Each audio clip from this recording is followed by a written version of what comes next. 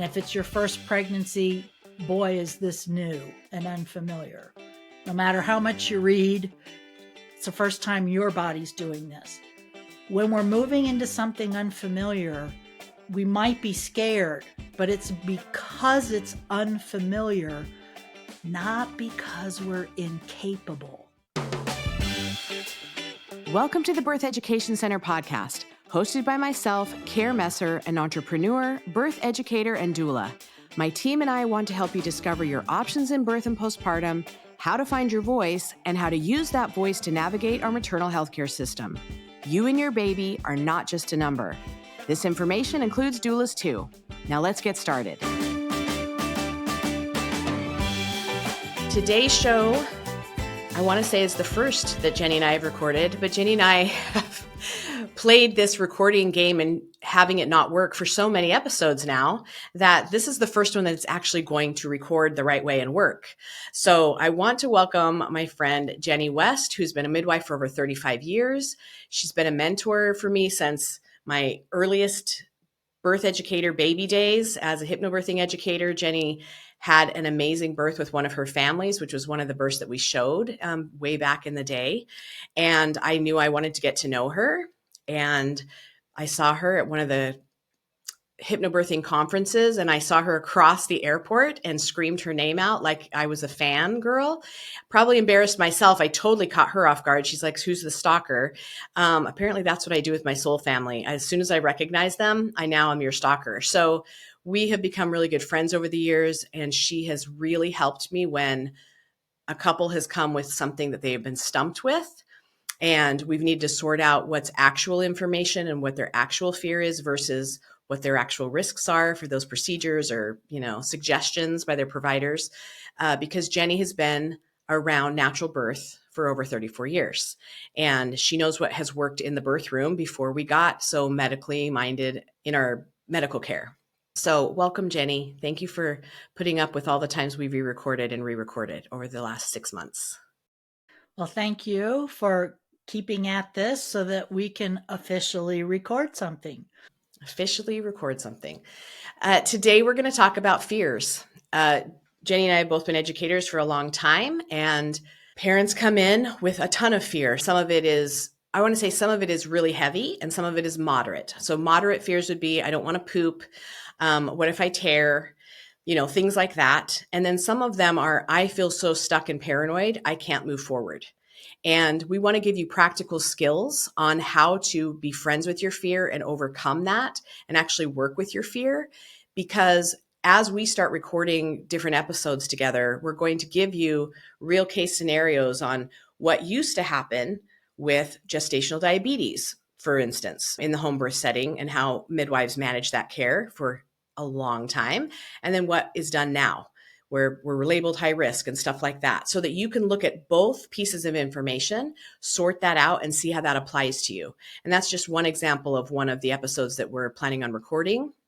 But you understanding what is right for you and what is not right for you and how to find a voice around that has a lot to do with how you can start to work with them instead of be stuck by them. So, Jenny, I want to start with, what exactly is fear? Why is it hardwired into our system? And how does that affect us as we're viewing the world?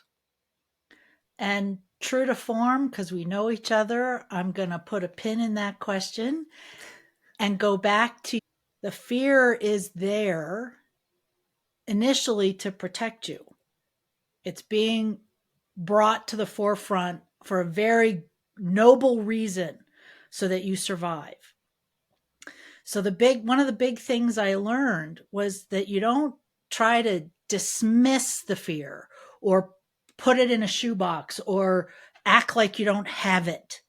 It gets to ride in the car with you on this journey. It just never gets to drive. Sort of look at it and go, okay, point taken. You've made your point. Let me just ponder this. Let me call Care. Let me call Jenny. Let me think on this. They're never gone, but how much power do you give them or allow them? Because technically, if we let everything that scared us, we'd never leave the bathroom, ever. We just True. sit in a little place and never do anything because that would be safe. Not very much fun, but safe. When we go back to having fears, we have fears for a reason. I believe that they are, just like you said, not to dismiss, but to point out where we're a little anxious, where our best place for survival is, because inherently, back in the caveman days, we had fears to protect us, right? They're essential to keep us safe and survive. Nowadays, it's a little different, but inherently, they're inside of us. So, how are we understanding how they work in our nervous system? And they're keeping us in a place of safety and survival rather than running our life. Correct. So, to use a computer analogy, it's a program that's running in the background all the time because as we are developing as babies, part of the survival mechanism is to make sure that the adrenaline and all our glands are constantly scanning the horizon to keep us safe. Now, some might say that we're still operating from a program that was written back when a dinosaur could get you. That's still in our systems. So maybe that's where some of the things that are a little more activating or have a bigger impact on us is, I say, it's kind of a holdover from that hard wiring. We all have it. The trick, or the people that seem fearless, are the ones that say, okay, you got my attention. I'm watching my system to keep me safe and alive. Survival is working. But let's see. Just because a person in a red shirt once hit me when I was 3 years old doesn't mean I have to be afraid of red shirts for the rest of my life. It gives you a moment to take a look at, is this a true threat? Or is it a holdover from something that maybe no longer applies?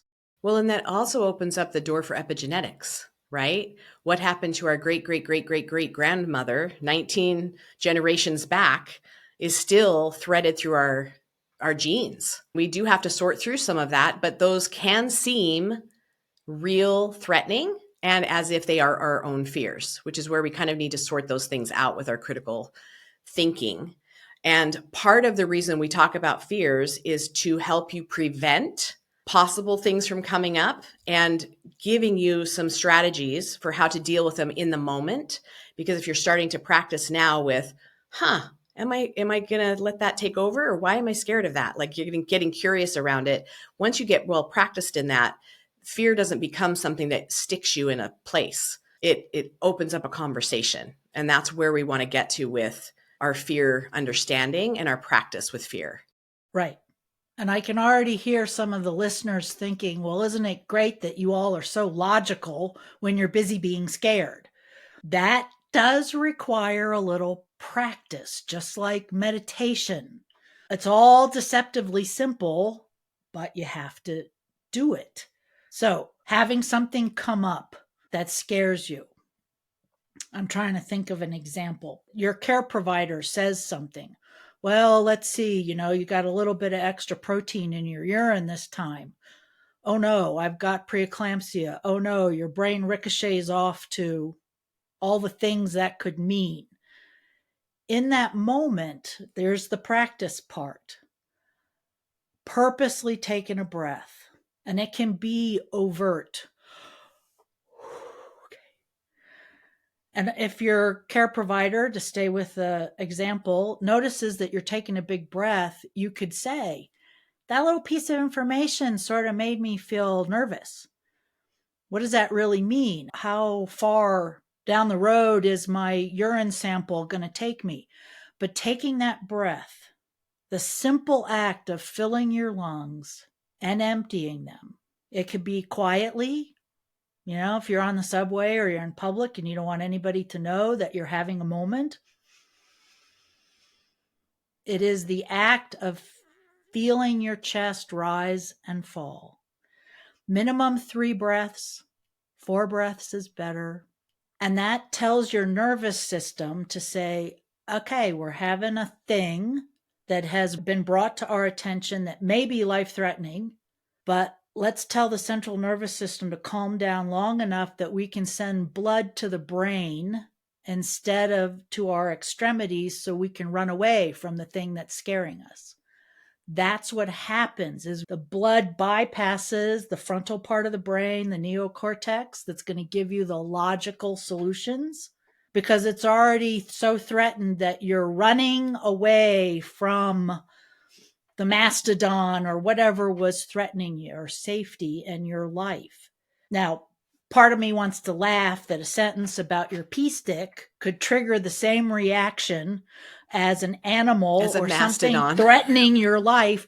But there's that program running in the background that saved us way back in the epigenetics. It's still there and it still works.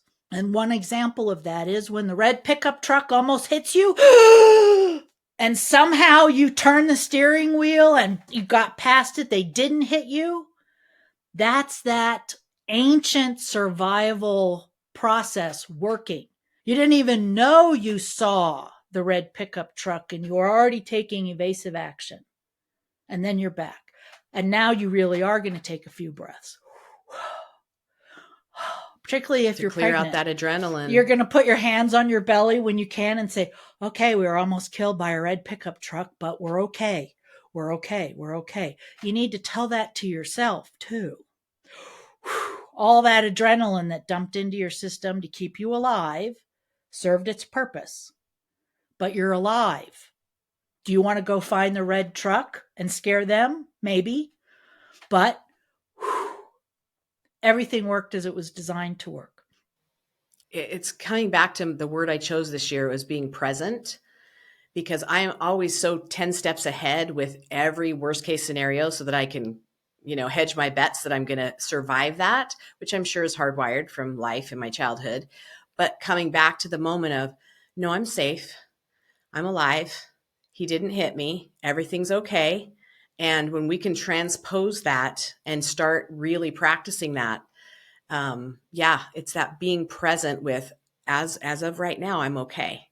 And telling our nervous system that. Really good.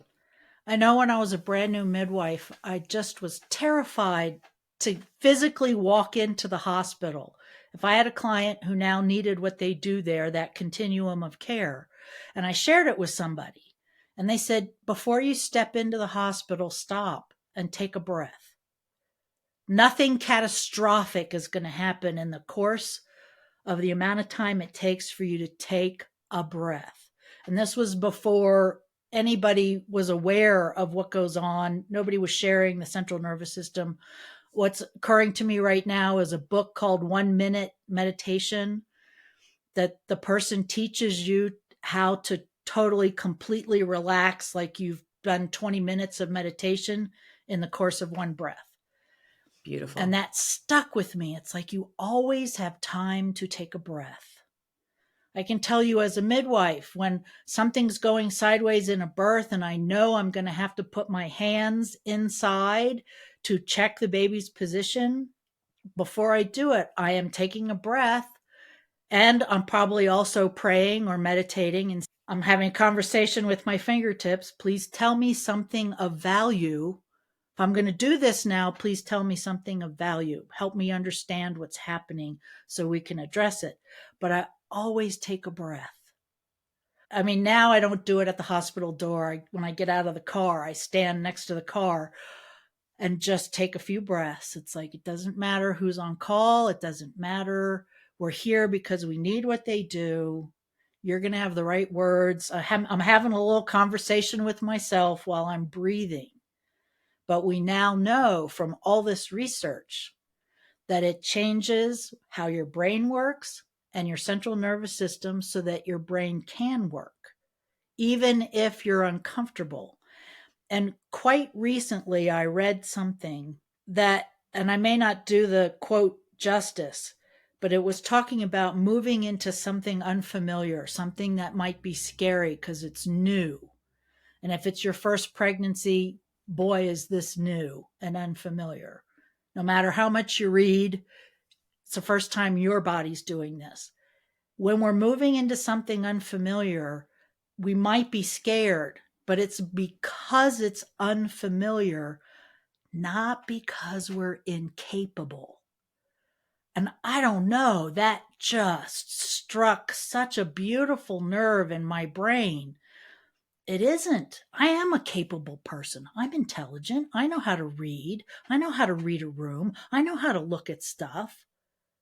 So that sort of gave me permission to say, okay, it's okay to be uncomfortable because it's new and different. That makes me normal, not dumb or scared. I'm just in the moment or aware. I've been notified that this is something new and different. So let me just take a breath, step back a second, either figuratively or literally, and take a look at what I'm up against. Because I probably have the resources to handle it.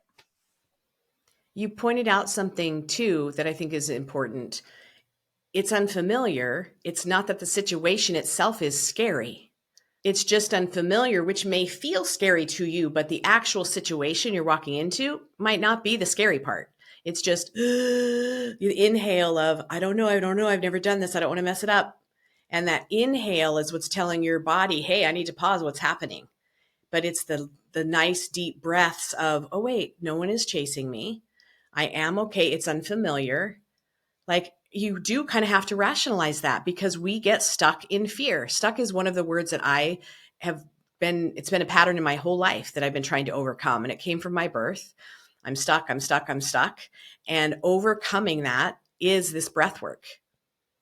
Taking the pause and going, well, it's not scary. It's just unfamiliar. And I think when we're pregnant, we're coming into birth, we don't know a lot about it. When we ignore it and we stay stuck in the fear, we're not acknowledging that we are completely capable of doing this. We live our lives. We're capable of doing a lot of things. You probably have more master's degrees than half the people having babies. You've done things in your life. Unfamiliar territory doesn't have to be so scary and keep you feeling stuck. And just telling your nervous system, okay, I got this. It's going to take a little bravery and maybe a little courage to figure it out, but you are capable. That's a beautiful quote, Jenny. Beautiful quote. Which brings us back to a conversation we had earlier about birth is designed to work even if nobody shows up, which can be very activating. I'm not promoting unassisted birth, but in the bigger picture of things, your uterus has been waiting its whole life to grow a baby. It knows exactly what to do. When you think about dividing this into different geographical locations, I know more about birth in the United States because that's where I do most of my work. I've traveled to other countries and seen slices of what goes on there. But part of my training a zillion years ago, birth is designed to work, sort of was like, no, it doesn't. If it's designed to work, why do we have to go through jillion hours of training? Then anybody could do it. And somebody pointed out to me that if you think about third world countries where the birth population is the highest, there's the most babies born there, they have no access to formal care. Formal care. And Are they babies getting come care? out. Yes. There are the other women in the village, in the community. You're raised with a different expectation because of your location.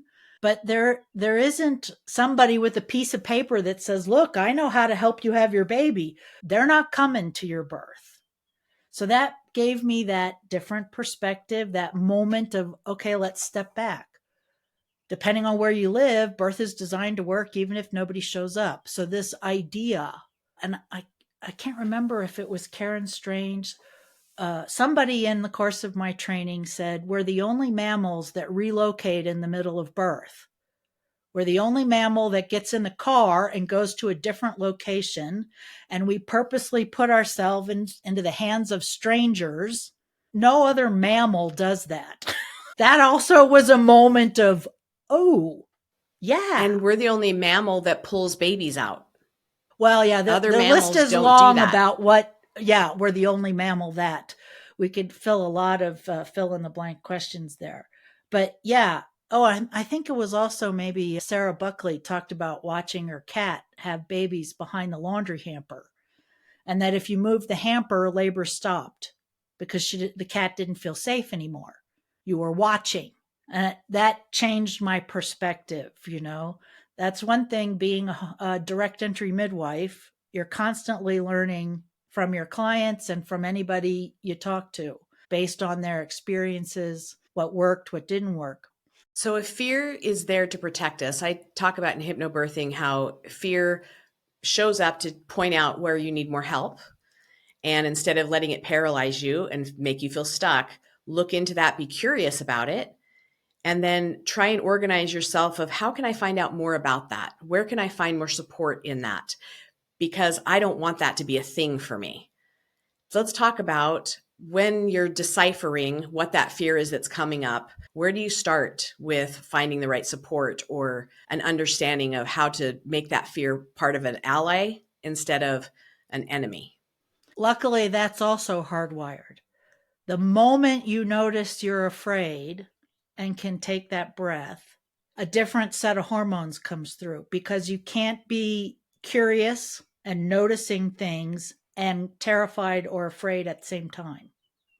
Not enough blood running through the neocortex to do both. So the minute you notice it and the minute you can say, which sounds so fake to me, isn't it interesting that what's happening right now is scaring me? But hormonally, that is exactly what's happening in your body. That if you can catch it, catch yourself doing it. Like if a brick fell on your head every time you were scared, you would quickly figure out how to assess what's happening and take a different task. The, Right. the fact that we only have our own internal dialogue, we got to catch ourselves going, okay, I'm feeling that scared feeling. Isn't that interesting? What is it about this? Is it that I'm in the doctor's office? Is it I really, really want this job? I don't want to mess up my interview. There's that moment of what's going on here, which then completely changes the hormonal cocktail. The adrenaline drops, the catecholamine drops, so that you can now become more aware of your surroundings and then identify, okay, there is a snake in my garage right at the freezer that I was stepping up to. So glad I saw that before I stepped there. Or whatever the issue is. And sometimes that's hard. It's like, why is going to your prenatal visit so activating? Is it the person that you're going to see? Is it that you're afraid you made a mistake somehow between now and the last visit, this visit, last visit? Oh, that's a good piece of Ask information. yourself, like, why would this be challenging to me? You know, like I personally know I hate going to the doctor because the first thing they're going to do is take my blood pressure and it's going to be high. And you can already tell by my body language how much I don't like that. So I got to figure out a way to either have lower blood pressure before I go in to see the doctor, or tell them, no, you do not have my permission to take my blood pressure. I'm here because I broke my foot. We don't care what my blood pressure is. It helps you think about, I don't know, this sounds kind of crazy. Helps you think about what would be normal. What would be normal in this situation? Or typical maybe is a better word. I know there's white lab coat syndrome. I know all I have to do is hear the Velcro of the BP cuff. And I know my blood pressure is already higher because I've been trained back to what's the experience, what's happened in your past. And you're right, sometimes we don't know that until we can stop and ask ourselves, what is it about this that's making me this jittery or this frightened or this angry? Because sometimes anger is fear in disguise. Well, and with pregnancy and birth, these things can happen way before we're even pregnant. If we're anxious about being a parent, if we're nervous about our body changing, if Every we're, Thanksgiving there's, dinner. yeah, Right. absolutely. For sure on holidays. For sure on holidays.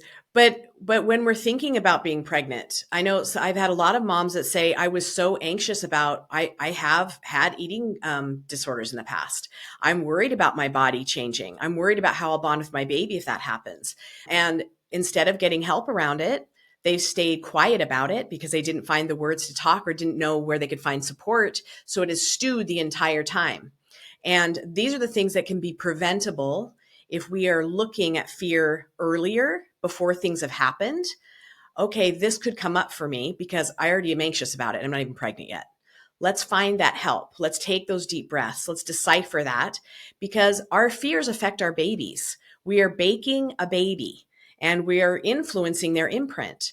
So if we can work through these things as we go along, it's going to lessen that imprint and also give us some really good skills for parenting, because baby's going to be in your house and there's going to be things that come up that are going to make you nervous and scared too. So understanding that you are capable of sorting through all of that stuff as early as before pregnancy, as early as you discover this podcast and get some skills around it, even in postpartum. That's kind of where we want you to start figuring out, what am I scared of? Take the breath, decipher it. Don't let it stick you in a place where you're now so scared of things that you're letting other people make your decisions for you. And I find that a lot in my birth classes. Families that have been nervous about a certain thing, and I should say birthing parent, usually the mom is scared of something and she shuts down and then lets the white coat make all the choices. Two reasons I see that happening. One is because she's incapable in that moment of making the decision because she's so afraid it's going to be wrong and she doesn't want to be held accountable for that. So if she lets the white coat do it, it's their fault. She can blame it on them. They told her, they made her, she was forced to. But the bottom line is, whether you make the decision or they make the decision, you are the one that suffers that consequence or enjoys the consequence, depending on what that may be, for the rest of your life. It's not going to hurt any less, whoever you blame it on, yourself or somebody else. The situation is still the same. Understanding that you are still capable of making the choice to take that on, get more information, and not be ruled by fear, instead of letting somebody else that doesn't have to suffer those consequences be calling all the shots. Because those are the things that when second and third time parents come back, those are their biggest regrets of, I just turned it over because I trusted and I thought they would do everything. I don't know anything. Instead of, you can read, you can ask questions, right? It's all just pieces of information. But there is the preconceived notion that because I have a piece of paper that qualifies me legally to be a midwife, that I should know more about having babies than maybe somebody who's never had a baby. So I can only imagine walking into the medical model and here's a doctor. They got a bigger piece of paper, but the bottom line is it's all pieces of information. What that doctor knows doesn't match what I know because we were trained differently and we witness different things. And yet, yeah, it sounds like everybody has to become a researcher. Just remember it's a piece of information. And if it releases something, if the little yellow flag comes up, that might be a reason to go get more information, do more research, ask somebody else. And of course, I don't know, maybe I'm too much of a smart aleck, but when the person in the white coat is going to have the next contraction, then they get a vote. You are the one having this baby, growing this baby. You're the one that's doing this. And until they're doing it, which nobody can, it's a piece of information. Consider it if it makes sense. I'm big on particularly postpartum. Going to get lots of advice and information. Try it. If it works at your house, keep it. If it doesn't work at your house, throw it out, try something else. Just because this worked at their house doesn't mean it's going to work at yours.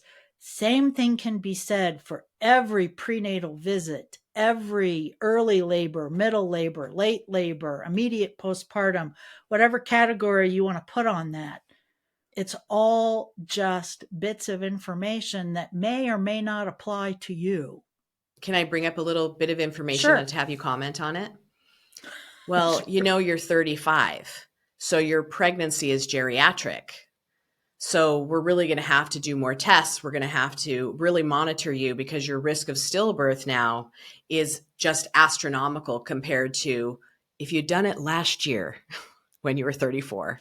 The stroke of midnight, yeah. Okay, so now we're going to get into politics. Well, no, I think what I want is just to understand that that veil, when that's a piece of information, It's right? not But true, but it's a it's piece of not information. true. It's not true, but it's a piece of information that now kind of shadows, gives a nice filter of you're old, decrepit, and you're not, and nothing's going to work.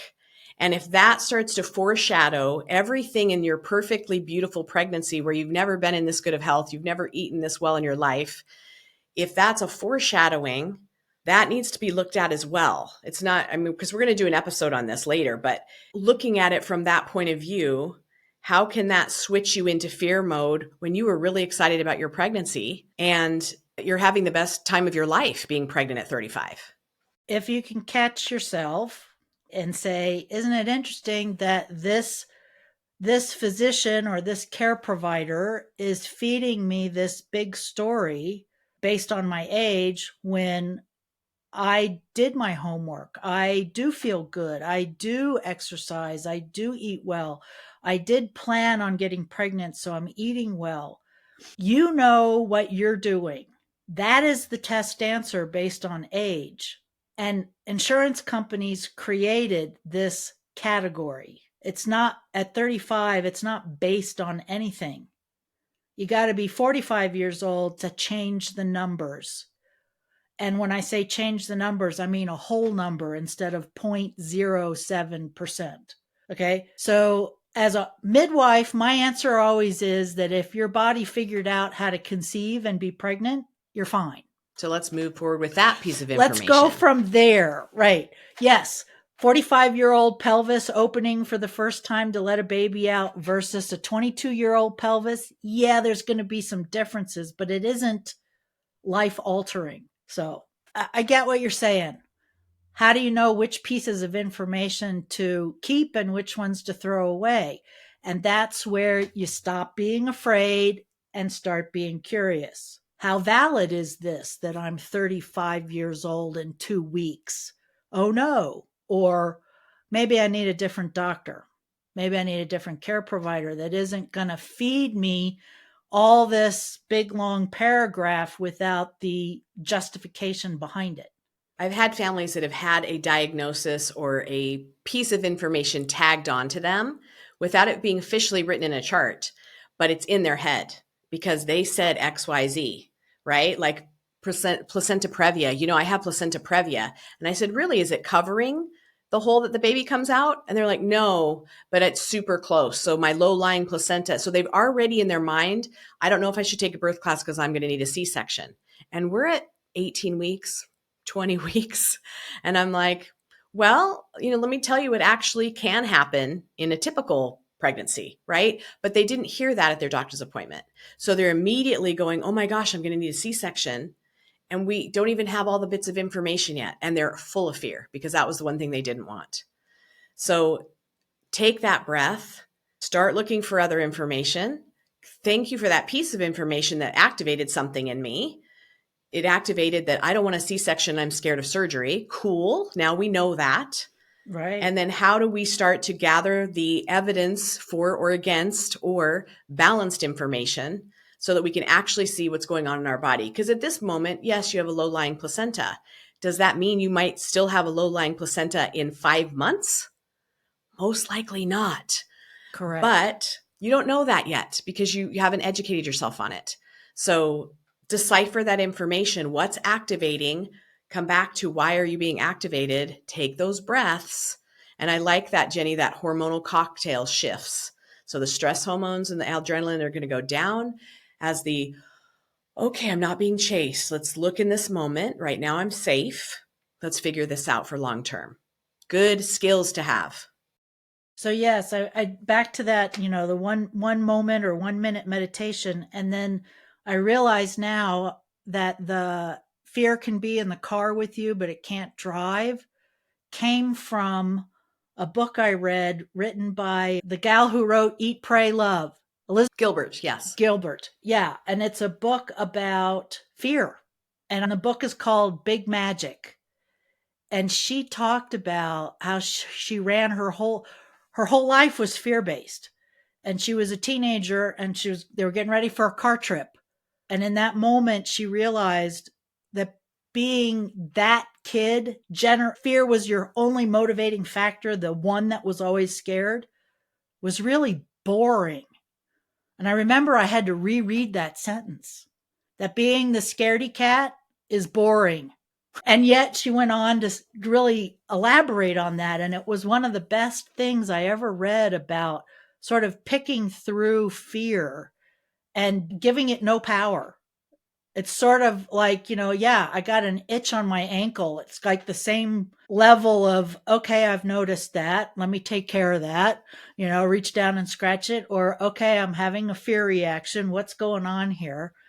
Her A little book more of really, an annoyance rather than a dead it's stop. just an indicator. Or, to use my own phrase, it's a piece of information that's incoming. Now, what do we want to do about this? Are we going to let it take over and not get in the car and never go to the beach again? Or are we going to say, what about going to the beach is making me this scared? Which now you've already shifted into curiosity. The hormone cocktail has shifted. So, yeah, go get her book at the library. if you're that scaredy cat person, you might find it quite helpful. It's a fantastic book. It's a fantastic book. And so if we're going from taking deep breaths, we're going to start practicing that daily catching ourselves. And then we're going to move into curiosity, lowering the cocktails of hormones in our bodies. How do we then move into finding our voice around it and communicating our needs and our expression of how we're going to handle it? Because we go over communication, throat chakra, power center constantly in class, because that's a skill you're going to need in pregnancy, in birth and postpartum, for the rest of your life with this baby. How are we going to translate those bits of information, those skills, into finding your voice and communicating your needs, wants, and what is going to be happening to your body? The short answer is the baby is counting on you to stand up for the baby can't stand up for itself, so you have to do it. Okay? And the analogy is the first time you speak up for yourself, if that's not your typical MO, it's a lot like skinny dipping. It only feels really weird the first time you do it. And then afterwards, it's like, wonder why I waited so long to do this. I love this. Okay. That's a Wow. good Who analogy. knew? Yeah. Back to wait. Look, think of all the time and stuff you wasted being scared and speaking up for yourself and speaking up for your baby. That doesn't mean you have to be loud or angry or rude.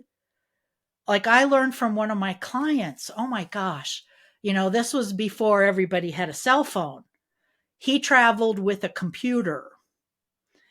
And I finally ended up at the hospital, which was no surprise. And the doctors were irate. And I went out to the hall and I said, look, you got to give the father here, the dad in this scenario, 10 minutes to look it up on the computer. You got to let him research it or else you're going to get no. His go-to answer is no. And that's because he doesn't know enough about it to make a decision. Revolutionary. When I was hearing myself explain this to the doctors, it was like, that's kind of all of us. Do we say yes when we don't know because this person of apparent Perceived authority is telling, authority. perceived, yeah. Do we just nod our heads and we haven't let any blood go to our neocortex? Or have you had a childhood or a background that your answer is no, get away from me until I figure this out?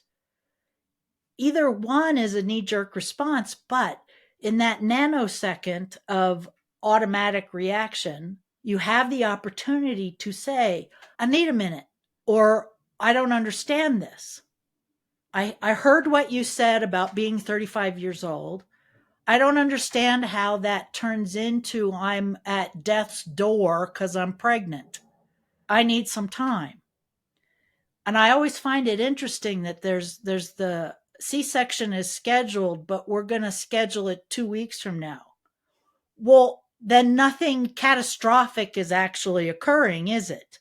Talk about going home and doing your own homework and then not showing up for the scheduled C-section because nothing's really wrong.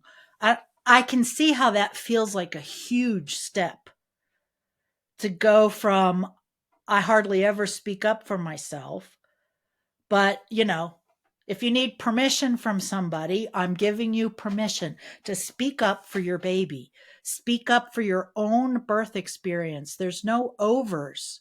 You only get one chance to do this. Okay. And I know that could be read as, oh my gosh, I'm going to make a mistake. But I would encourage you to look at that like this baby and this pregnancy is going to help me find my voice, help me figure out, do I want to have a yeah, but birth so that the next pregnancy, I'm talking about all the stuff that didn't go right? Or should I have that birth this time?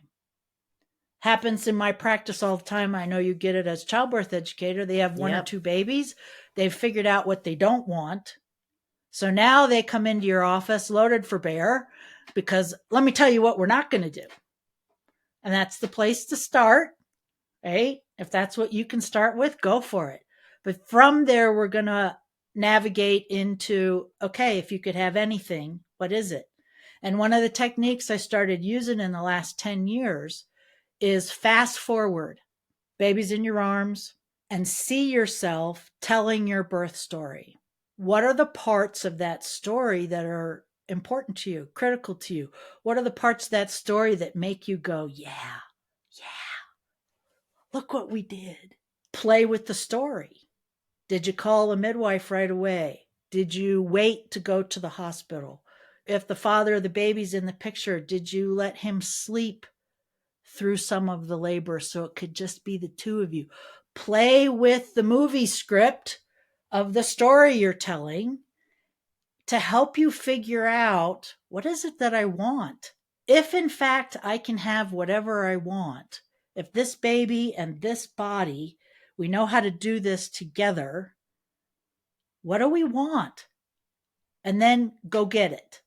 I like what you said about take an active role, because I think that's where a lot of my moms come in, and I'm asking them to do that, and they haven't up to this point.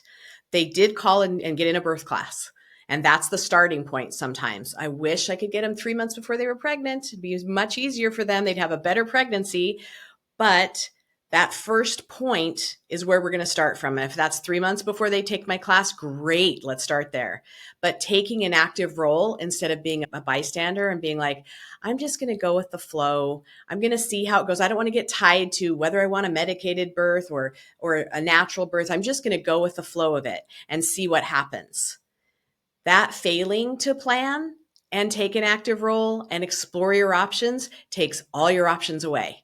And then you wonder how it all went sideways. Procrastination is not a plan. It is a decision, but you will have regrets if you keep kicking the can down the road and go with the flow. You can go with the flow if you figured out how to say no. Again, I had a client that should not have been at the hospital, but she was, it's what happened. And she said it just like this: no, we're not going to do that. I mean, you almost couldn't hear her. No, we're not going to do that. And she had things done that, I regret as her midwife, but she found her voice even though it was this, and nobody argued with her. She's the only client I've ever had that was out of the hospital after the birth in less than 6 hours. And all the midwives here, when we did peer review, said, oh my gosh, what did she say? And it was like, you want it to be complicated. It's not. She just kept saying, no, we're not going to do that.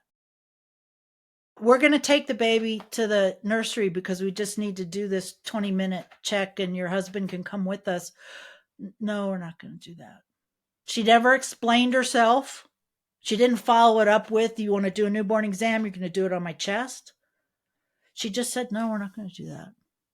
We're going to get t-shirts made up that said, no, we're not going to do that. It's a beautiful way to just own your power And, I'm sure if there was a medical emergency and they could say, hey, lady, blah, blah, blah, blah, blah, that might, but if she realized in that moment that there was nothing to do. Well, and when we debriefed about it because it was so kind of miraculous. She never looked at me to check while she was saying, no, we're not going to do that. She already knew it. So for me, that was sort of like a new standard of how is it that she knew this? It was her first baby. And she just was like, Wow. no, no. She had more fear with her second baby because of what happened. And of course, the baby knew exactly what to do.